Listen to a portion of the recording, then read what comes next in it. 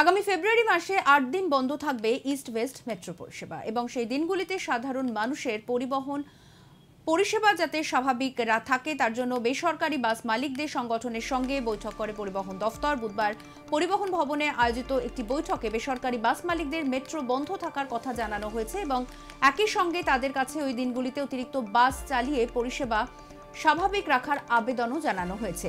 পরিবহন দফতর সূত্রে খবর, আগামী ফেব্রুয়ারি মাসের 13 থেকে 16 এবং 22 থেকে 25 তারিখ দু ধাপে ইস্ট ওয়েস্ট মেট্রো পরিষেবা বন্ধ রাখা হচ্ছে। আপাতত ইস্ট ওয়েস্ট মেট্রো পরিষেবা স্প্ল্যানেড থেকে হাওড়া ময়দান এবং শিয়ালদহ থেকে বিধাননগর পর্যন্ত পাওয়া যায়, কিন্তু মেট্রো কর্তৃপক্ষ শিয়ালদহ এবং স্প্ল্যানেড মেট্রো স্টেশনের মধ্যে মেট্রো চালিয়ে বিধাননগর থেকে অল্প সময়ের ব্যবধানে হাওড়া ময়দান থেকে যাতায়াতের সুবিধা দিতে চান শহরবাসীকে এবং এই দুটি পৃথক লাইন জুড়তে কয়েক ধাপে মেট্রো পরিষেবা বন্ধ রেখে কাজ করতে হবে। যদিও মেট্রো কর্তৃপক্ষ এই বিষয়ে এখনো কোনো আনুষ্ঠানিক বিজ্ঞপ্তি জারি করেনি।